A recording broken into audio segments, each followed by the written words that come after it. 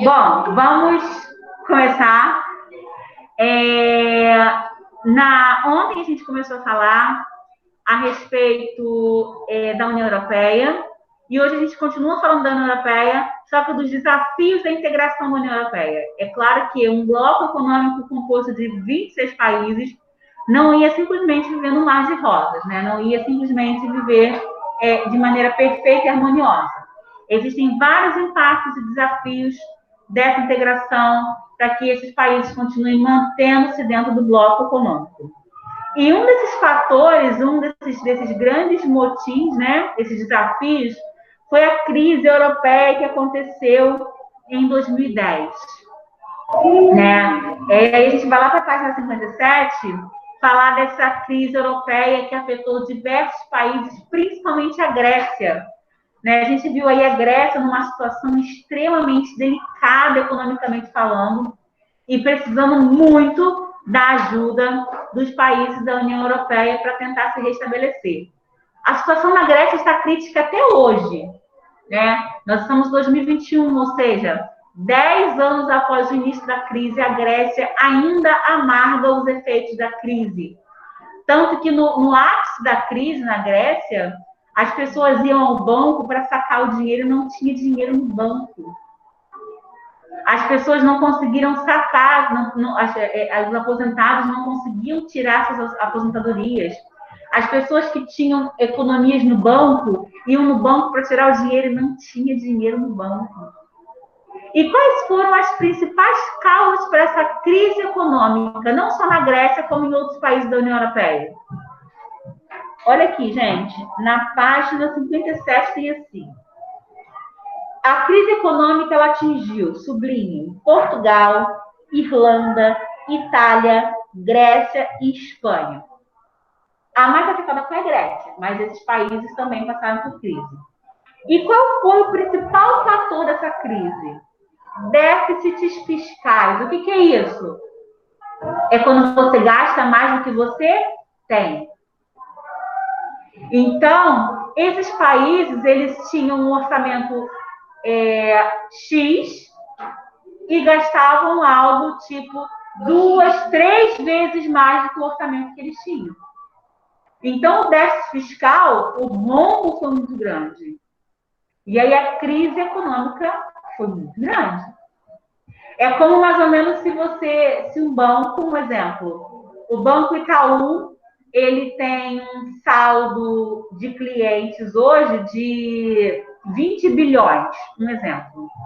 E aí ele oferece linhas de crédito, ou seja, empréstimos aos correntistas. Esses correntistas fazem empréstimos que totalizam o valor de 20 bilhões, que é o valor que eles têm em caixa.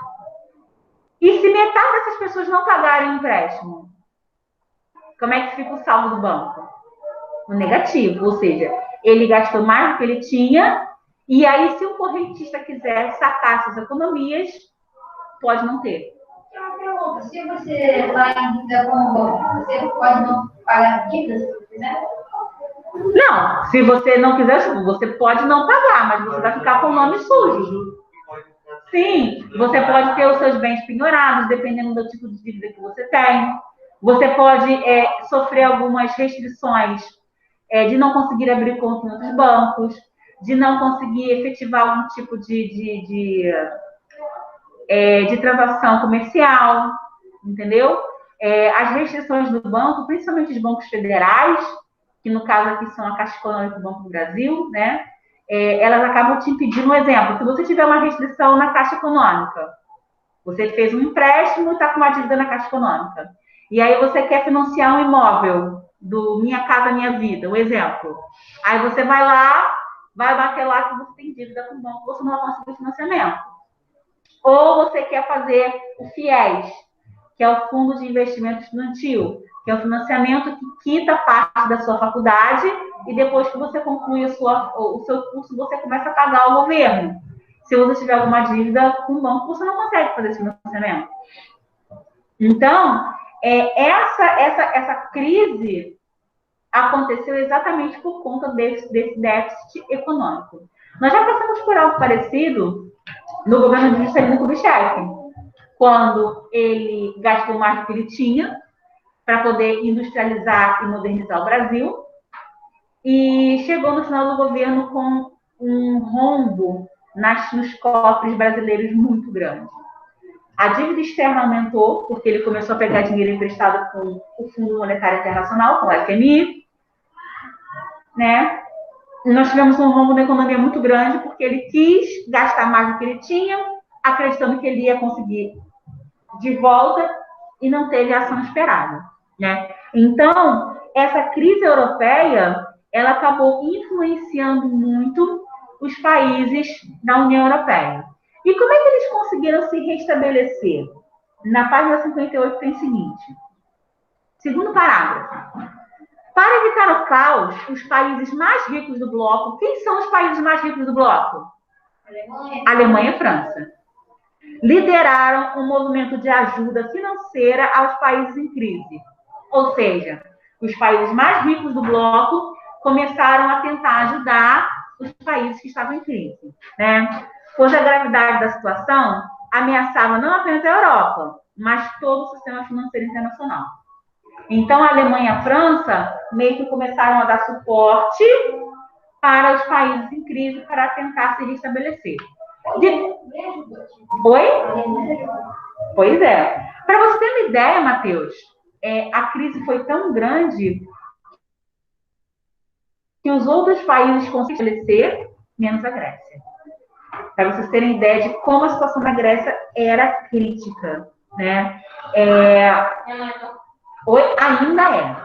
Tipo, a crise começou em 2010, Letícia. A gente está em 2021 e a Grécia ainda está em crise. É claro que não está tão crítico como ele estava em 2010, 2011, 2012. Mas a situação ainda está ruim. A situação, tipo, a Grécia não pode dizer hoje que ela está com uma economia favorável. Não. A Grécia ainda encontra-se em estado de crise. Num estado menos crítico, mas ainda está em crise. Porque gastaram mais do que tinham. Olha o déficit financeiro. Né? Eu tinha nos cofres públicos 10 milhões e gastei 20 milhões. Gastou mais do que... Sim. Como é que isso é possível? Pedindo dinheiro emprestado. Um exemplo. Eu sou presidente do Brasil. E aí eu quero fazer uma grande obra, tipo, como o aluno do 7º ano falou. Vou ampliar o Maracanã. Não tenho grana para isso. E aí eu vou pegar empréstimo no exterior para financiar essa obra, acreditando que quando o Maracanã estiver ampliado, ele vai gerar muito mais torcedores e, consequentemente, mais renda. E aí eu vou pegar esse dinheiro emprestado para poder ampliar o Maracanã, vou ampliar o Maracanã, e aí vou esperar esse público maior para poder aumentar o meu lucro. Só que aí a gente entrou na pandemia. E aí o Maracanã aconteceu o quê? Fechou. E aí eu vou ficar com o Maracanã grande, sem público. Como é que eu vou conseguir pagar o empréstimo que eu fiz para poder ampliar o Maracanã? Aí você não tem lucro. Usando o euro. ZE. É que o ZE pagou. Eu não tenho lucro. Aí eu não vou conseguir pagar. Exatamente. Se tiver pandemia, daí uma renda dupla. Se não vier esse ouro, Matheus, depende. Sabe por quê? Se a minha obra ela foi uma obra limpa, sem nenhum tipo de desvio de verba, eu vou gastar o necessário para ampliar o Maracanã e eu vou ter esse retorno esperado.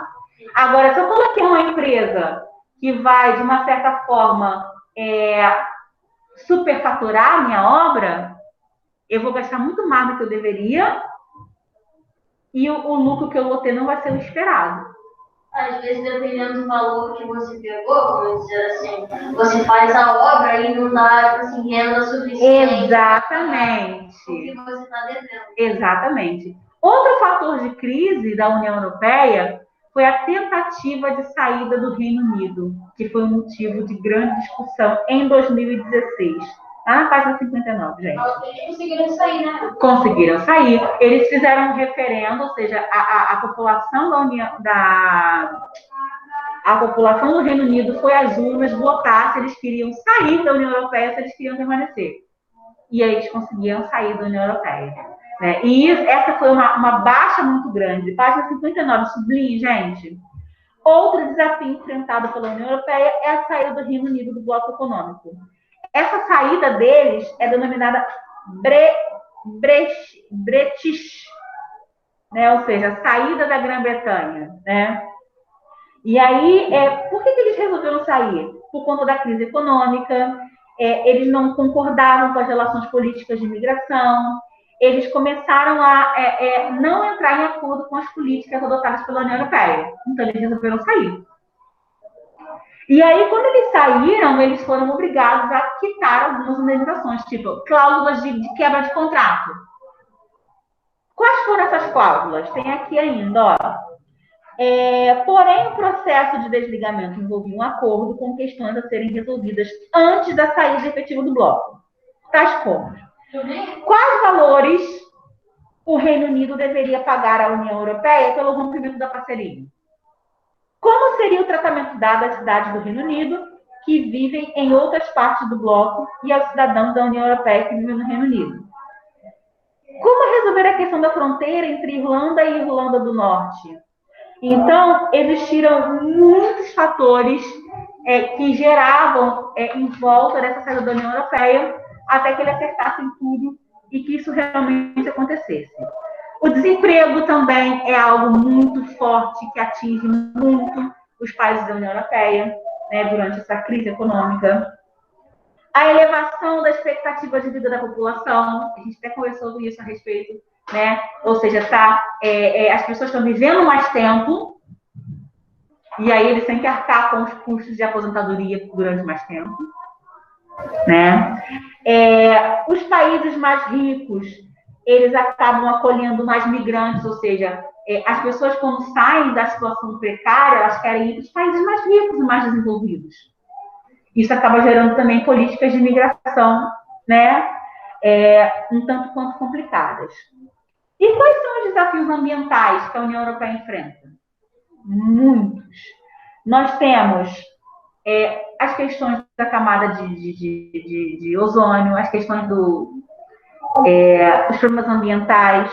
Aí na página 61, nós temos a alta das temperaturas, o problema de abastecimento de água, a degradação do solo, a redução da qualidade do ar, tudo isso devido às fábricas.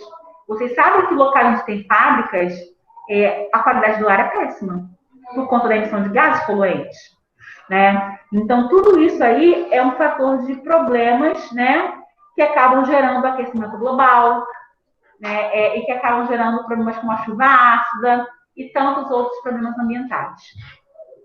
E aí eles vivem diversas coisas, tipo, começam a criar carros movidos à energia, né? Eles começam a criar energias mais limpas, como a energia eólica, né? Eles começam a criar os carros elétricos, que na visão deles são ecológicos, né? Os carros híbridos, né? Que funcionam metade.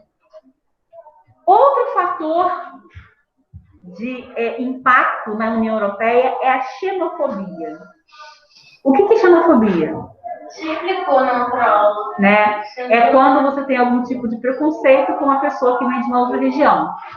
Né? Quando vem de outra região. Sim, e aí a gente tem aí na xenofobia os imigrantes. Né? Muitos imigrantes, pessoas que saem de outras regiões para ir para a União Europeia, sofrem com preconceito.